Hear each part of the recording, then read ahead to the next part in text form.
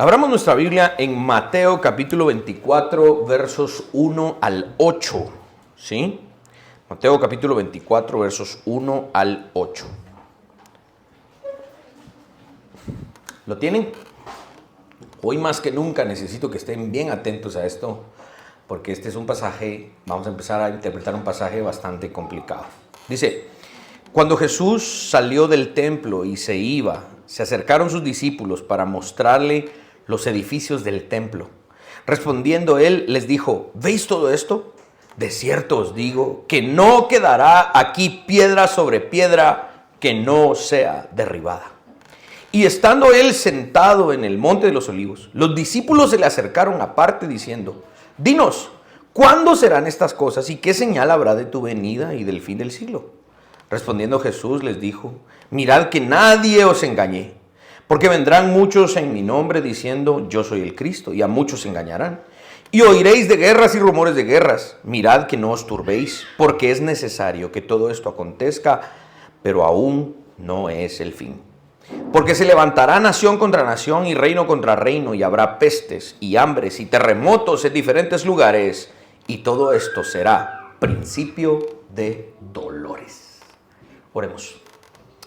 Padre Celestial, gracias por tu misericordia y tu bondad. Una vez más abrimos la Escritura para acercarnos a ella con un corazón humilde y una mente dispuesta a recibir esa semilla. Te rogamos que lleve mucho fruto. Danos la humildad, danos la capacidad. Líbranos, Señor, de ideas que no están en tu palabra, para poder, de una u otra manera, Señor, no solo entenderla, sino obedecerla y aplicarla responsablemente a la época contemporánea en la que nos has puesto a vivir. Ten misericordia de mí como el expositor. Ayúdame, Señor, a ser responsable en la interpretación, la lectura y la explicación. En el nombre de Jesús. Amén y amén. Bueno, le vamos a dar doble clic a la carpeta de los problemas, ¿sí? Este asunto es un asunto bastante complicado. Estamos entrando al bloque más extenso de profecía que nuestro Señor Jesucristo enseñó, ¿sí? Este es el famoso Sermón del Monte de los Olivos.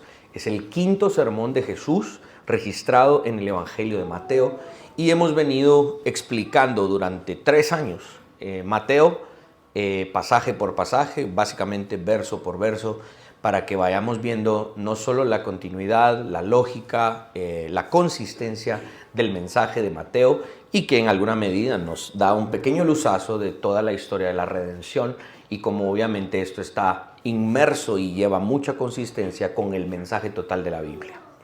Hemos recalcado que el juicio es parte de la historia de la salvación.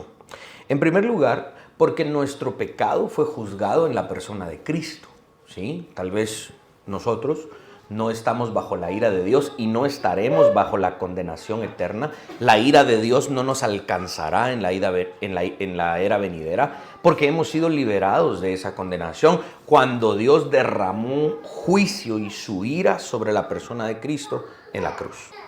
Ahora, eso no significa que todos son salvos.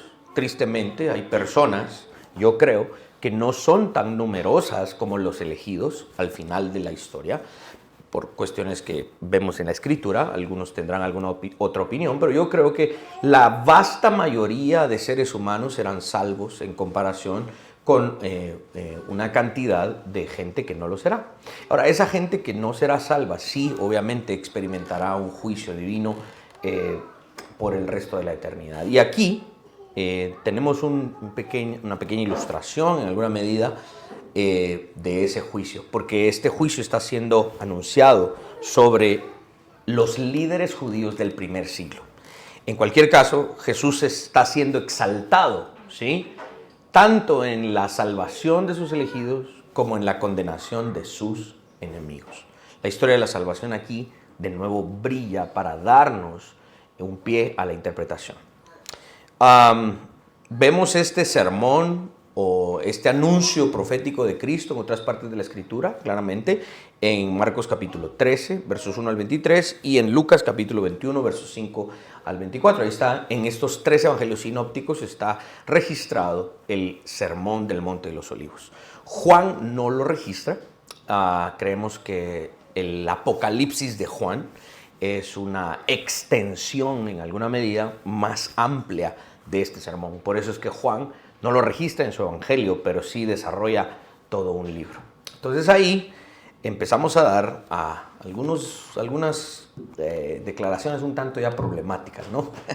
Porque obviamente, mis hermanos, nos vamos a separar de una interpretación muy común que es en gran parte del mundo hoy, tristemente, desde hace unos 150, 175 años, la influencia de la teología dispensacional. Créanme, aunque tal vez no sepamos, muchos cristianos no la sepan articular, no sepan decir qué es el dispensacionalismo, de dónde, cómo se come eso. Hay gente que no sabe cómo explicar el dispensacionalismo y obviamente se escapa del espectro hoy de nuestra exposición.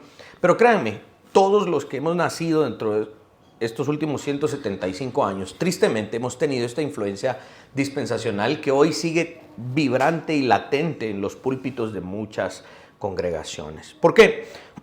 Porque fue una corriente teológica muy fuerte que invadió el mundo occidental, aunque el mundo occidental no fue construido sobre una teología dispensacional.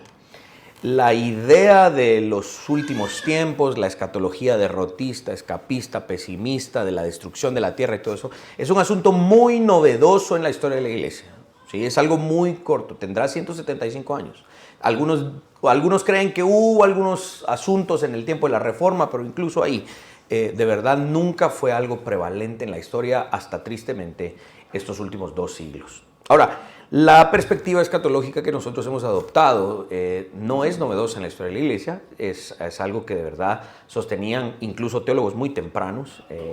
Este es uno de los temas que a mí me ha fascinado mucho y he tenido el gusto y el privilegio de estudiar bastante al respecto. He leído varios miles de páginas sobre esto, he traducido libros del inglés al español sobre estos temas, y si yo me pusiera de verdad a darles un gran detalle de todo lo que yo creo que esta interpretación lleva, solo que este sermón nos tomamos otros 3 años, entonces mejor lo vamos a hacer más rápido y voy haciendo ahí subtemas rápidamente para que ustedes puedan ver una interpretación distinta a la que tristemente hoy prevalece en muchas iglesias, y vamos a ir dando por lo menos algunos puntos para direccionar nuestra atención a lo que Jesús realmente quiso decir en este sermón. Vamos a iniciar con los versos 1 y 2, y aquí Jesús de nuevo está anunciando la destrucción del templo. ¿Sí? Mateo está aquí apretando las tuercas, ¿no? Y está diciendo, bueno, para esto les anuncié desde Mateo 21, verso 1, les vengo diciendo que el juicio es sobre estos líderes judíos que han cometido el mayor crimen que el ser humano puede haber cometido: rechazar al Hijo de Dios. Ellos merecen este juicio. Y el epicentro de su operación y su riqueza era el templo. El templo debía ser destruido. Ahora, hay razones teológicas y bíblicas del amanecer del nuevo pacto que implicaban la necesidad de la destrucción de un templo hecho de manos, ¿verdad? De las cuales pues obviamente no nos vamos a meter ahorita, pero sí tengamos en mente eso, porque después Pedro en sus cartas expande este punto y nos da una implicación de que ahora el templo de Dios está construido de piedras vivas, que somos nosotros, los que construimos la casa de Dios. Ahora el templo está en todo el mundo, no es necesario que esté en un solo lugar geográfico. Por eso era necesario también que el templo de Jerusalén fuese destruido en el primer siglo, el año 70 después de Cristo. Kenneth Gentry Jr. escribe que el foco central del Sermón del Monte de los Olivos es el juicio divino. ¿Ok? Los discípulos le muestran a Jesús los edificios del templo. Recordemos que esta es una joya arquitectónica en el primer siglo. No nos imaginamos de verdad la fama que tenía el templo de Jerusalén en todo el imperio. Gente de muchas partes del imperio hablaba y decía, miren, hagamos un viaje, vamos a Jerusalén, porque dicen que hay un templo, ustedes, fantástico y maravilloso. Era una atracción muy grande en el primer siglo, ¿sí? Recordemos que entonces para los judíos esto era un orgullo, ¿no? Hace varias semanas todavía yo hablé o meses tal vez, hablé acerca del orgullo de ciertos monumentos. Y yo explicaba, por ejemplo, en la ciudad de San Luis, ese gran arco que hay ahí, ¿sí? Que es un orgullo para ellos. Hasta hay un documental, cuando alguien pregunta a alguien que nació en San Luis, mira, ¿y ese arco qué? Mejor siéntense, porque les van a hablar media hora, 45 minutos, que este arco significa. Y es un orgullo para la ciudad, ¿no? Algo así era el templo. Recordemos que históricamente esto era así. Ahora, tanto los rabinos como historiadores de ese momento, fuentes principales de ese momento, describían que este templo era grandioso y tenía muchas riquezas. Y en efecto era así. Algunos escritores de aquella época escribían sobre el templo de tal manera que parecía que asumían que este templo era indestructible, ¿sí? Sin embargo, Jesús en esta enfática declaración está profetizando la destrucción de este templo. Dice, porque los discípulos vienen y le dicen, maestro, mira los edificios, las torres, mira cómo construyeron acá, qué fantástico el templo. Y Jesús dice, no quedará piedra sobre piedra que no sea derribada. Mis hermanos, Jesús está hablando de la destrucción de ese templo. Ahora, ¿por qué estoy siendo tan enfático? Porque otras teologías automáticamente van a tener este sermón y lo van a tirar al futuro. Y muchas teologías hoy, tristemente, están buscando que el templo en Jerusalén sea reconstruido. ¿Para qué? Para que encaje en su sistema dispensacional de interpretación. Pero acá, si vamos en el contexto, estamos viendo que Jesús está anunciando la pronta e inminente destrucción de ese segundo templo. Recuerden que el primer templo, construido por Salomón, fue destruido por los babilonios. Luego fue reconstruido después de la deportación. Y este templo, el que estamos viendo acá, es el que amplió Herodes y que tomó 46 años aproximadamente llegar a construirlo. Era tan grande, recuerdan cuando Satanás tentó a Jesús y lo llevó al pináculo del templo y le dijo, lánzate de ahí. Algunos creen que cuando alguien se paraba en el pináculo del templo era tan alto que no se podía ver el suelo. Por eso es que ellos tenían este orgullo, ¿no? Pero aquí Jesús está diciendo, esta maravillosa pieza arquitectónica de la cual ustedes se están enorgulleciendo será destruida.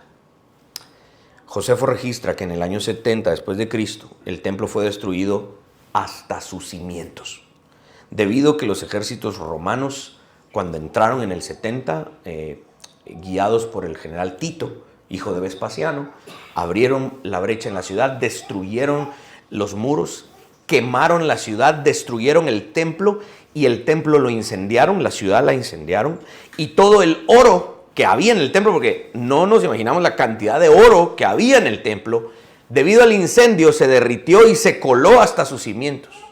Después del incendio, los ejércitos romanos dijeron, ese oro no se va a quedar ahí. ¿Qué hicieron? Quitaron todas las piedras de la destrucción del templo y recogieron todo el oro que se había derretido y se lo llevaron. Para que se cumpliese la profecía de Jesús, no quedará piedra sobre piedra. Cuando Jesús sale del templo, luego de haber declarado juicio sobre los líderes judíos, pareciera estarle dándole la espalda al templo. Y Jesús, en este punto, he leído suficientes comentaristas y la gran mayoría de ellos hace esta referencia y me parece tan importante. Cuando Jesús dice, ¿ustedes se enorgullecen de este templo? Será destruido, no quedará piedra sobre piedra. Y cuando Jesús le da la espalda al templo, le está dando la espalda no solo al templo, sino a todo el sistema sacrificial y a todo el liderazgo judío del primer siglo. Recordemos que versos atrás, cuando predicamos sobre Mateo 23, verso 38, Jesús dijo, vuestra casa os es dejada desierta. Jesús estaba anunciando esto, la destrucción de la casa de estos judíos. Leamos Ezequiel 11, verso 23. Miren lo que dice. Y la gloria de Jehová se elevó de en medio de la ciudad y se puso sobre el monte que está al oriente de la ciudad. Ahora, este texto es fantástico en armonía con lo que estamos viendo. ¿Por qué? La misma Biblia, y aquí quiero que me sigan, por favor. Mucha de nuestra interpretación, sí, yo voy a ir citando historiadores y escritores del primer siglo y todo lo demás, porque es importante hacerlo. Pero mi metodología, y esto es bien importante, porque esto es algo que ustedes necesitan ver, lo que estamos haciendo es interpretando estos pasajes difíciles escatológicos con la misma Biblia. Sí, nos vamos a apoyar en algunos historiadores, porque es necesario hacerlo. La Biblia es corroborada por la historia y la evidencia también, no lo vamos a negar. Pero es la misma Biblia la que ella misma en concordancia nos va dando su significado. ¿Por qué es tan importante este texto? Porque dice que la gloria de Jehová se levantó del templo, como en el Antiguo Testamento, cuando estaban en el desierto y la gloria de Jehová descendía sobre el tabernáculo. Cuando la gloria de Jehová se levantaba, entonces toda la nación empezaba a recoger porque se tenían que mover. Y entonces acá estamos viendo que la gloria de Jehová se levantó de la ciudad de Jerusalén, dejándola, abandonándola. Pero ¿qué es este monte que está al oriente de la ciudad? La misma Biblia nos lo dice. Zacarías capítulo 14, verso 4. Miren, y se afirmarán sus pies en aquel día sobre el monte de los ¿qué? De los olivos, que está enfrente de Jerusalén al oriente. Y el monte de los olivos se partirá por en medio, hacia el oriente y hacia el occidente, haciendo un valle muy grande, y la mitad del monte se apartará hacia el norte y la otra mitad hacia el sur. Para que tengamos una pequeña idea, se me olvidó poner esa ilustración, me hubiera gustado mucho. Jerusalén está sobre una montaña, ¿no? Una ciudad que estaba sobre una montaña. Y en la parte más alta de la montaña estaba el templo, ¿no? Cuando alguien salía de Jerusalén, una caminata como de unos 30 minutos, bajando de la montaña, pasaban un valle que se llama el Valle de Kidrón, y al oriente de Jerusalén subían a un monte que se llamaba el Monte de los Olivos. Y desde allí Jesús pronuncia este sermón, el juicio sobre la ciudad, viendo la destrucción de la ciudad. Por eso es que esto está en total armonía cuando vimos el capítulo 23 y Jesús lanza este lamento: oh Jerusalén, Jerusalén, que matas a los profetas y asesinas a los que te son enviados. ¿Cuántas veces quise reunir a tus hijos como la gallina reúne a sus polluelos? Este es un lamento de Cristo, pero al mismo tiempo es necesario porque debe caer la ira sobre sus enemigos. Voy avanzando. La pregunta de los discípulos. Jesús hace esta dramática declaración. O sea, está destruyendo el templo. Entonces los discípulos dicen: dinos, ¿cuándo serán estas cosas? ¿Y qué señal habrá de tu venida y del fin del siglo? Ok, este es lenguaje escatológico, es lenguaje figurado que hay que interpretar con la Biblia. ¿Por qué? De nuevo, les hago la referencia tristemente a la teología dispensacional que automáticamente dice: Jesús está hablando de la segunda venida, de la destrucción del mundo, del planeta Tierra. Quisieron matar a Trump, todo eso, están los tiempos finales, ¿verdad? Todo ese rollo, ¿no? Para los que nos miren después, es que hubo un atentado, entonces, el punto es que el error dispensacional se encuentra en separar esta pregunta de los discípulos de su contexto. ¿Cuál es el contexto, mis hermanos? Desde Mateo 21, verso 1. Estamos en la misma semana. Jesús está haciendo esto, no sé, tal vez miércoles o jueves de la misma semana. Jesús acaba de entrar a Jerusalén. El contexto de esta pregunta es el juicio sobre los líderes del primer siglo. ¿Cuál es el error dispensacional? Sí, Jesús entró a Jerusalén. Pero cuando preguntan esto los discípulos, no, esto sucede dentro de 1000 años, 2000 años, 3000 años. Porque son los tiempos finales. Está hablando de nosotros. Cuando separamos estas preguntas de su contexto, ¿ven la importancia de ir predicando pasaje por pasaje? Porque inmediatamente poner esta brecha de miles de años en esta pregunta con todo lo que hemos venido analizando no es correcto. La frase tu venida y el fin del siglo tristemente es interpretada dispensacionalmente, pero nosotros la estamos interpretando contextualmente. De acuerdo al sistema dispensacional, ellos creen que los discípulos automáticamente están preguntando sobre el famoso término griego parusía, que es un término que generalmente se aplica a la segunda venida de Cristo. Pero ese término en griego puede ser utilizado para la venida en juicio también, que es la que estamos hablando acá. El fin del siglo no está hablando del fin del planeta Tierra, sino aquí la pregunta es el fin del templo, el fin de la época del templo. Mis hermanos, hasta en teología existe esta separación. La literatura del primer templo y la literatura del segundo templo.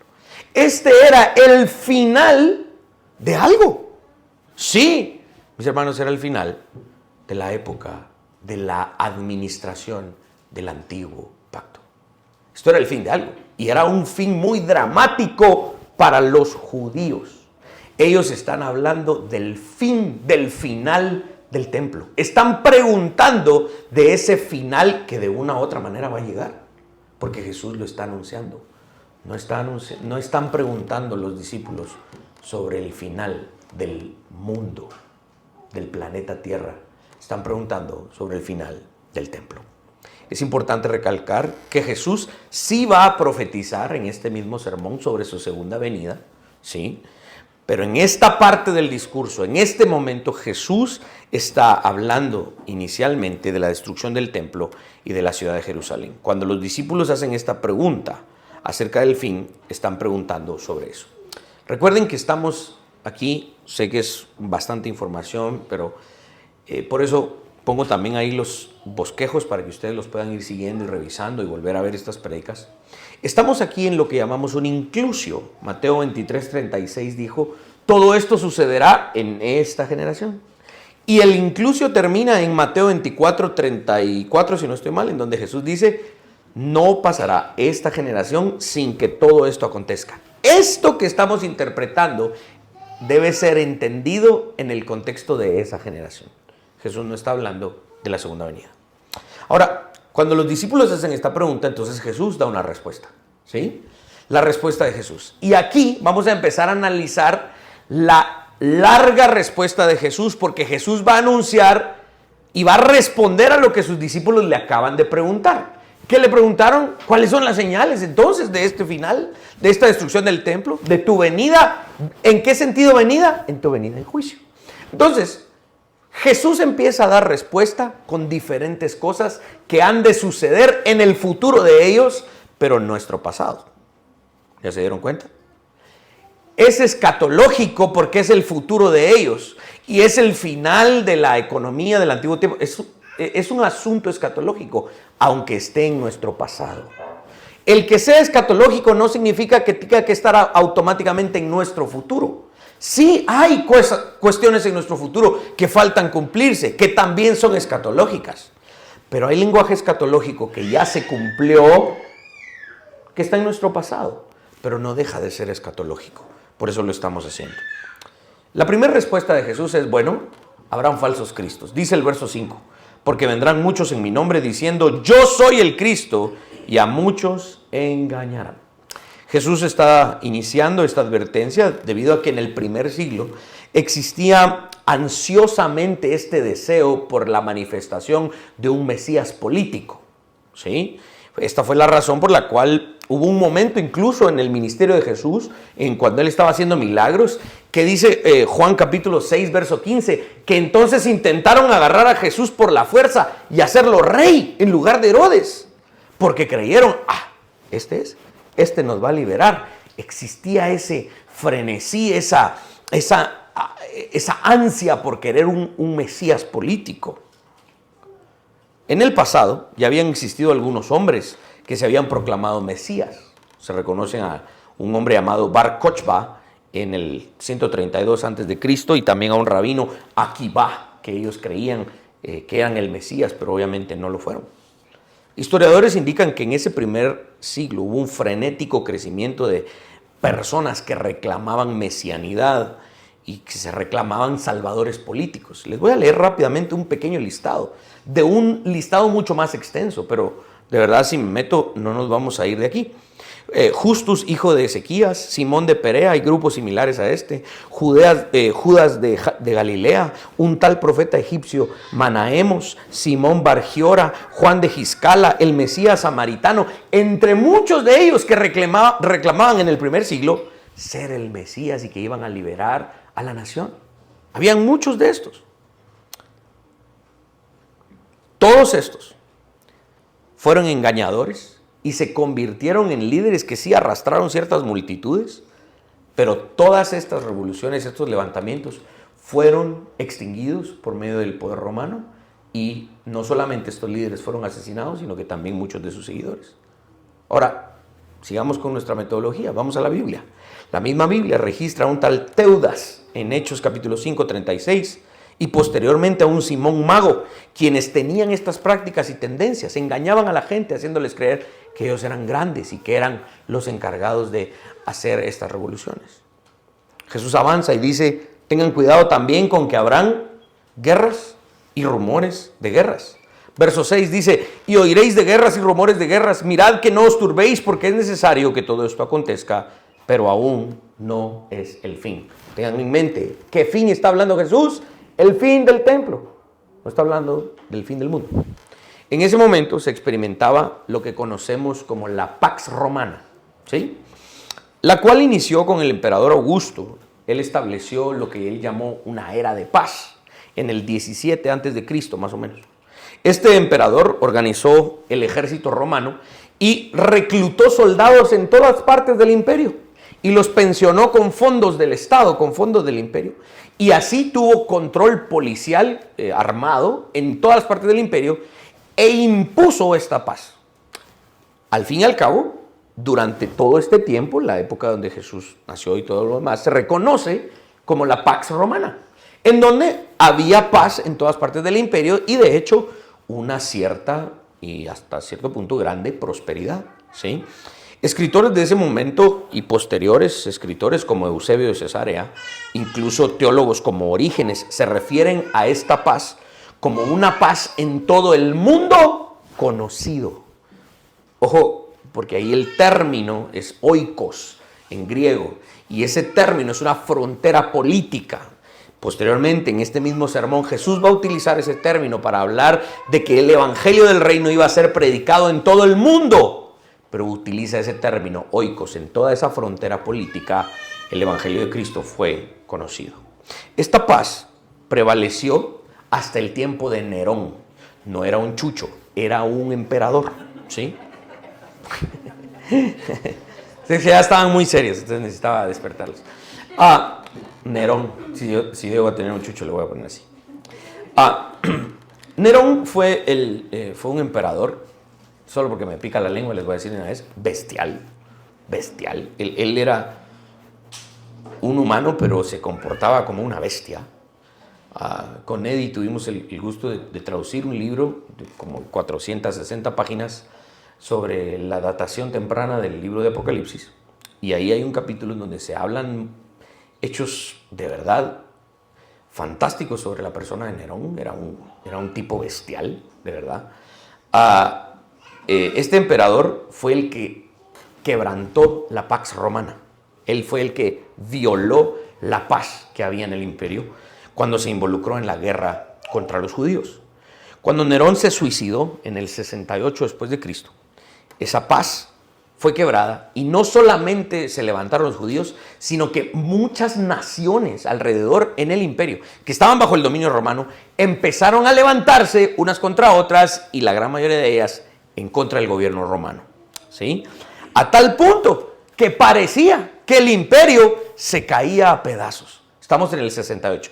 Esa década de los 50, del 60 al 70 después de Cristo, ustedes, esa sí fue, miren, ni las novelas mexicanas tienen tanto drama, porque de verdad esos 10 años fueron de verdad de guerras y un montón de grandes catástrofes. Tantas son las guerras de aquel momento que el historiador de aquella época, Flavio Josefo, tituló su obra más famosa, Las guerras de los judíos, ¿sí? Entonces llega el momento en el que nos encontramos básicamente en una guerra civil romana. Varias naciones se rebelan en contra del imperio. Tácito, un general y escritor de aquel momento, menciona a varias provincias y naciones como Galia, Germania, los Sármatas, Suevo. Literalmente se convirtió en un tiempo en el que como dijo Jesús, se levantará nación contra nación. Eso sucedió allí, antes de la destrucción del templo de Jerusalén. Los discípulos no debían temer a esto. ¿Por qué? Porque Jesús dijo, miren, sí, se va a levantar nación contra nación, van a oír de guerras y de rumores de guerras, sí, pero no se preocupen, aún no es el fin. Esto implicaba que Jesús estaba en control. Y en ese momento, desde su santo trono, habiendo sido resucitado en el 70 después de Cristo, Él estaba siendo exaltado, aunque aquí en Jerusalén y en el imperio habían guerras y catástrofes. Jesús sigue respondiendo a la pregunta de sus discípulos. ¿Cuáles son las señales antes de la destrucción del templo? Vamos a ver que Jesús dice que iban a haber pestes y hambres, en el verso 7. Porque se levantará nación contra nación y reino contra reino, y habrá pestes y hambres. Hechos 11, verso 28, registra una catástrofe de esta sucediendo a lo largo y ancho del imperio en el tiempo de Claudio. El emperador Claudio gobernó del 41 al 54 después de Cristo. Estamos cabal tupisto, decimos en Guatemala, ¿no? Cabal antes de la destrucción del templo. Leamos Hechos 11, 28. Dice, y levantándose uno de ellos, llamado Agabo, daba a entender por el Espíritu que vendría una gran hambre en toda la tierra habitada, la cual sucedió en tiempo de Claudio. Esta es probablemente la hambruna y la escasez que el mismo Flavio Josefo también registra en sus escritos. Y él hablaba de la falta de alimentos durante el sitio romano también. Cuando los ejércitos romanos llegaron a sitiar la ciudad de Jerusalén, hubo escasez y hambre y pestes, en donde incluso dentro de la ciudad de Jerusalén las mujeres empezaron a comerse a sus propios hijos por la falta de alimento y del sitio y del asedio del ejército romano en contra de la nación de Jerusalén. Esto acá, por eso les digo, tristemente nos falta el tiempo porque podríamos ahondar muchísimo más en esto. Cuando uno analiza el lamento de las maldiciones de Deuteronomio 28, todas y cada una de ellas se cumplieron al pie de la letra en la destrucción de Jerusalén. Todas las maldiciones que se anunciaron en Deuteronomio 28, las sufrieron los judíos en el 70 después de Cristo. ¿Por qué? Porque quebrantaron el pacto y porque rechazaron al Hijo de Dios. Lamentaciones capítulo 2, verso 20 también nos anuncia esto. Otros escritores de aquellas épocas como Suetonio, Dion Casio, Eusebio y Orocio registran recurrentes hambrunas entre la década de los 50 y los 60 en ese primer siglo. Jesús sigue diciendo y respondiendo, ¿qué más va a suceder antes de la destrucción del templo? Terremotos. Verso 7. Y terremotos en diferentes lugares, dice Jesús. El escritor Filóstrato escribió el libro La vida de Apolonio de Tiana, en donde él menciona numerosos terremotos durante este periodo, terremotos en Esmirna, Mileto, Quíos, Samos y muchos otros lugares. Tácito, el otro escritor, el otro historiador, menciona en sus anales terremotos en Creta, Roma, Apamea, Frigia, Campania, la Odisea, la que se menciona de fama en Apocalipsis. Y hasta una película hay de un lugar bien interesante, si no la han visto, yo no la he visto, mejor no la recomiendo, pero porque tal vez esté recomendando algo feo. ¡Pompeya! ¿Se recuerdan? Hay una película ahí, Pompeya, ¿no? Todos esos terremotos y catástrofes sucedieron en esa generación del primer siglo, previo a la destrucción de Jerusalén. Varios y muchos otros severos terremotos ocurrieron durante los reinados de Calígula, el emperador que gobernó del 37 al 41 después de Cristo, y también, como ya dijimos, de Claudio.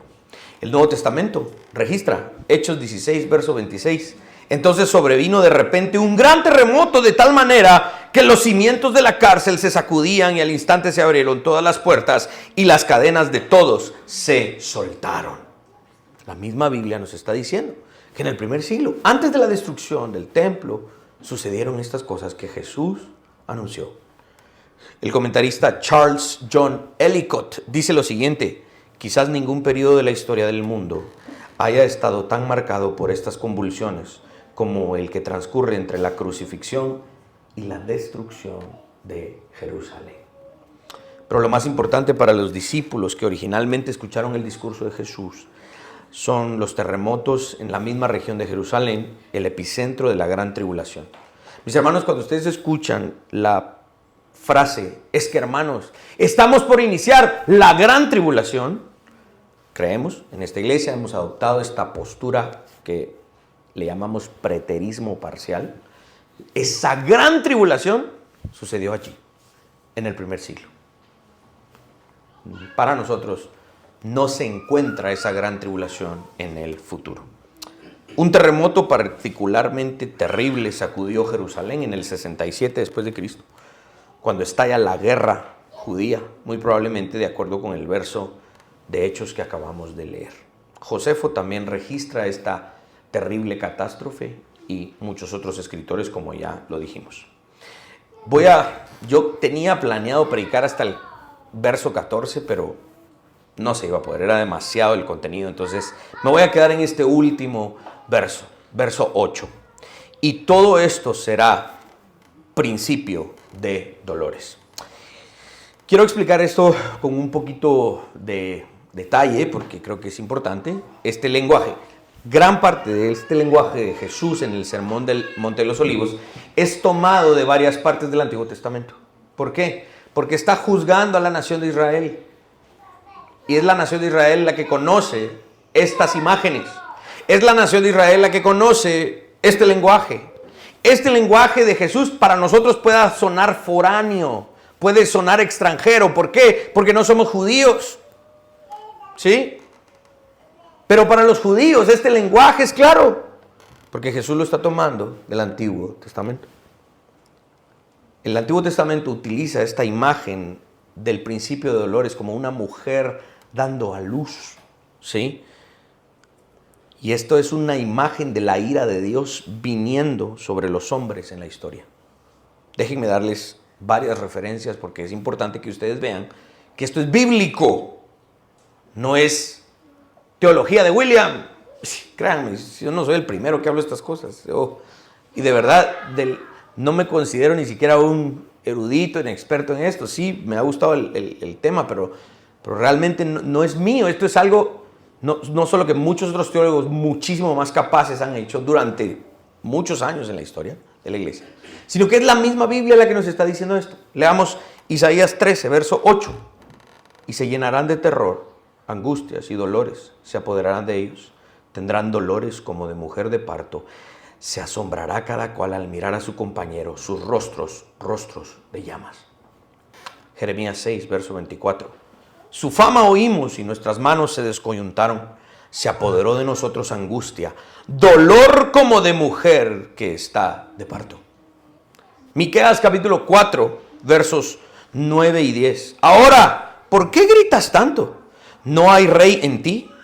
¿Pereció tu consejero que te ha tomado dolor como de mujer de parto?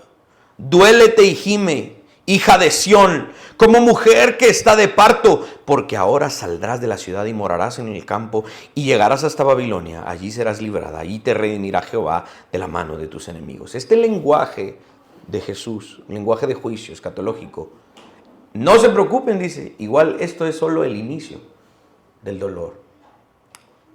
¿Sí? Veamos cómo Jesús mantiene esta misma metodología. Está tomando el lenguaje del Antiguo Testamento. Jesús emplea entonces este término, dolores de parto, para señalar algo. Él está señalando no solo la destrucción del templo, sino el nacimiento de algo nuevo. Mis hermanos, esa época, ese primer siglo, esa generación, porque Jesús está dando este sermón más o menos en el 33 y medio, y aproximadamente unos 37 años después, casi 40 años después, exactamente una generación después, en el 70 después de Cristo, ¿sí?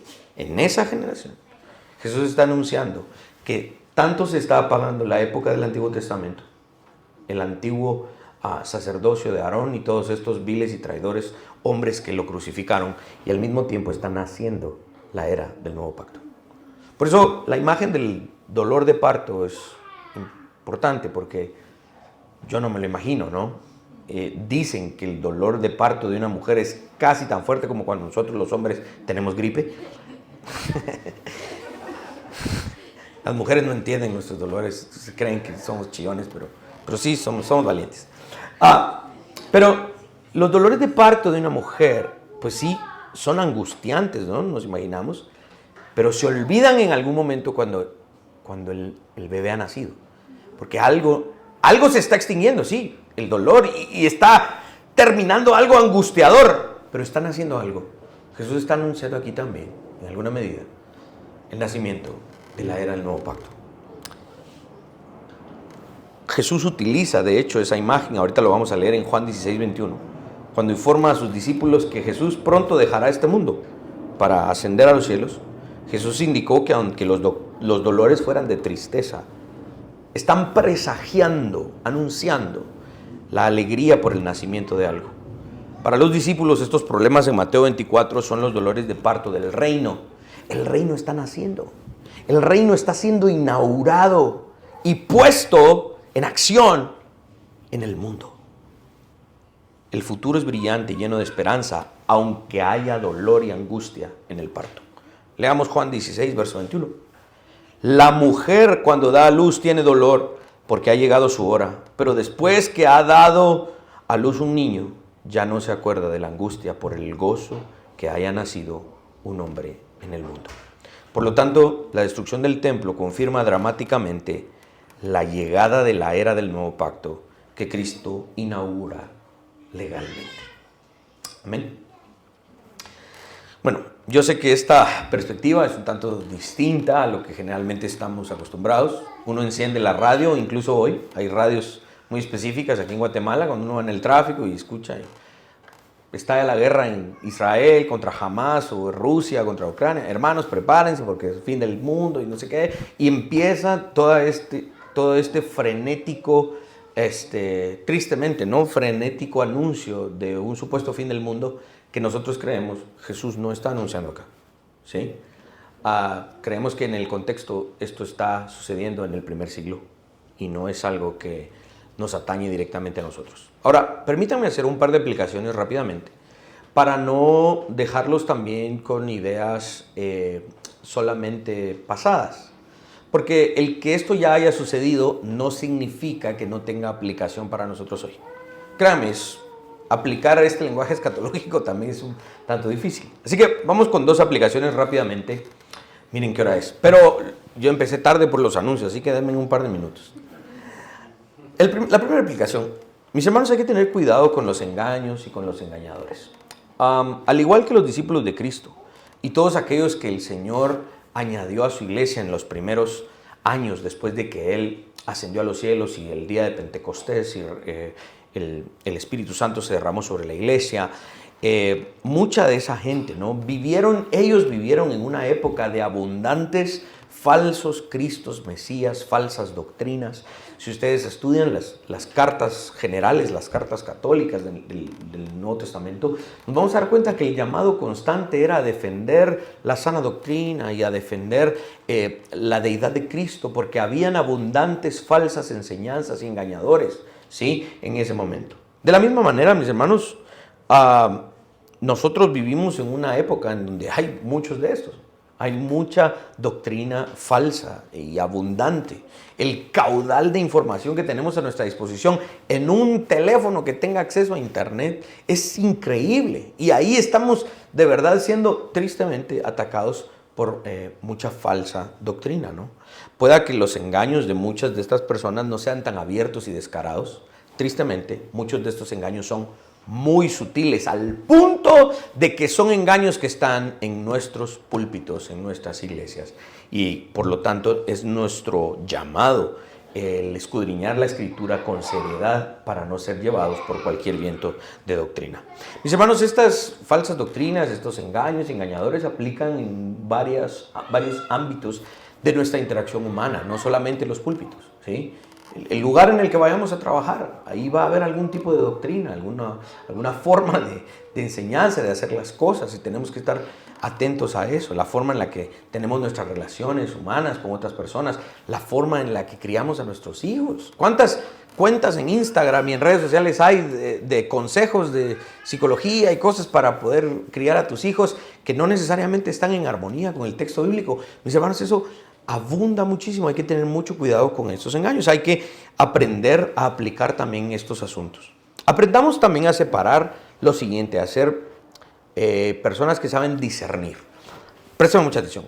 Un pastor, un predicador que esté equivocado sobre estos asuntos de escatología no necesariamente es un engañador. Quiero repetir eso. ¿Por qué? Porque, mis hermanos, interpretar estos pasajes es una de las tareas más difíciles que los pastores y los predicadores tenemos. Así que, un predicador que esté engañado sobre esto, que esté equivocado sobre esta interpretación, no necesariamente lo hace un engañador. ¿Quién es un engañador? Un engañador es aquel que tuerce la escritura para su propio beneficio. Quiere ganar seguidores, quiere enriquecerse, ¿no? ¿Sí? Si ustedes empiezan a ver todas esas características y eso detrás, que es muy sencillo verlo, ¿no? ¿Verdad? En alguna medida, uno empieza a ver, pues sí va, este sí es un engañador. Pero si hay un pastor que está equivocado, pero realmente ese pastor puede tener un deseo honesto de honrar a Jesucristo. Su equivocación es honesta. Tal vez le falta preparación, probablemente. Le falta estudiar más, le falta de verdad exponerse a otra doctrina, qué sé yo. Pero no necesariamente un pastor que está equivocado es un engañador. Hay que aprender a discernir eso. ¿Por qué? Mis hermanos, los pastores no somos infalibles. Por mucha preparación y lectura que podamos hacer, podemos tener, sí, vamos a tener problemas. A un teólogo de aquí, de Ceteca, le preguntaban, entonces, hermano, los teólogos también se equivocan. Y dice, sí, pero no lo diga en voz alta, hermano. Mis hermanos, incluso en ese escenario, si ustedes, espero, ¿no?, oren por el pastor de su iglesia y, Señor, dale sabiduría, que no hable charadas en el púlpito, que de verdad se prepare, que tenga una vida de integridad y todo lo demás. Incluso allí, cuando ustedes oigan al pastor, y si el pastor de su iglesia está haciendo bien las cosas, de verdad ustedes escudriñen las escrituras. Esto es una tarea de todos, no solamente del pastor. El Espíritu Santo puede llevarnos a toda verdad. Él nos guiará a toda verdad. Esto es algo que Él prometió en Juan capítulo 16. Y por último, la última aplicación rápidamente. Mis hermanos, una de las aplicaciones que yo quisiera enfatizar mucho es no tener temor al futuro. Si esta famosa gran tribulación es la que Jesús profetizó y sucedió en esa primera generación del primer siglo, los creyentes no debiésemos tener miedo a esta futura gran tribulación. Al menos concedamos que nuestro ejercicio acá, en nuestra interpretación, ha sido bíblico. Hemos ido citando la Biblia para interpretar la Biblia. Claro que hacemos uso de otros escritores e historiadores, pero nuestro ejercicio principal ha sido observar la composición del Nuevo Testamento a partir del Antiguo Testamento. Esto no significa que entonces los creyentes ya no vamos a tener ningún problema. Bueno, como eso ya pasó, entonces yo ya no tengo que tener ningún tipo de tribulación, ni enfermedad, yo ya no voy a pasar hambre, ni pestes, ni nada por el estilo. No, eso no significa eso, porque de hecho la misma Biblia dice que la vida del creyente va a estar llena de estos problemas y es necesario que a través de muchas tribulaciones entremos al reino de Dios. El que la gran tribulación ya haya sucedido en el primer siglo no significa que yo no voy a tener tribulaciones en este mundo. Las hermanas me van a entender, las que están casadas. Los hombres les damos ciertas tribulaciones a las hermanas. Se ríen porque es cierto, ¿verdad? Y sí, vamos a tener ciertos problemas, vamos a tener enfermedades. Pueda que nuestra familia, Dios no lo quiera, en algún momento pase escasez, pasemos hambre, pasemos enfermedades serias. El que esto ya haya sucedido no significa que nosotros no vayamos a tener ningún tipo de problema. Ahora, pero eso es diferente a decir una catástrofe de magnitudes mundiales, como la destrucción del planeta, nos espera en el futuro. No, la Biblia no habla de eso. Si una aplicación es importante, mis hermanos, es renunciar al temor. Al temor de que ustedes se van a enfrentar a un supuesto líder político que va a hacer esto y lo otro y destruir. Mis hermanos, renuncien a ese temor. Vamos a seguir exponiendo el resto de este importante sermón de nuestro Señor Jesucristo en próximas oportunidades. Amén. Pongámonos de pie, por favor.